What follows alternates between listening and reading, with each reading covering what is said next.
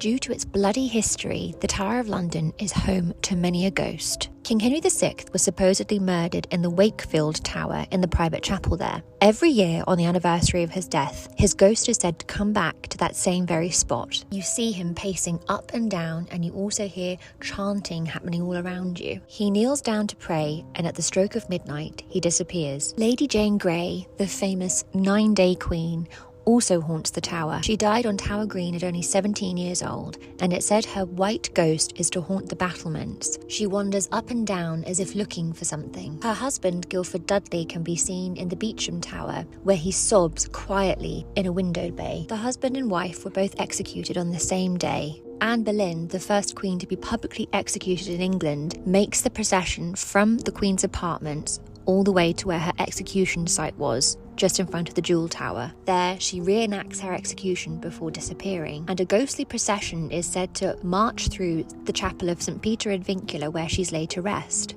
Anne and several people from her court, likely the men she died with, follow her down the aisle of the chapel and disappear above her grave. King Edward V and his little brother Richard, commonly known by the princes in the tower, are also seen. They lived in the Bloody Tower whilst they were there, and it's said that their ghost haunts those very same rooms. The guards at the tower are said to hear children playing, and when they go in to investigate, there's nobody there. They're also said to haunt the White Tower, where they were then moved to, and you can hear their sobbing as they drift from room to room. There are many more stories to be told of these sad vignettes of the history of the Tower of London.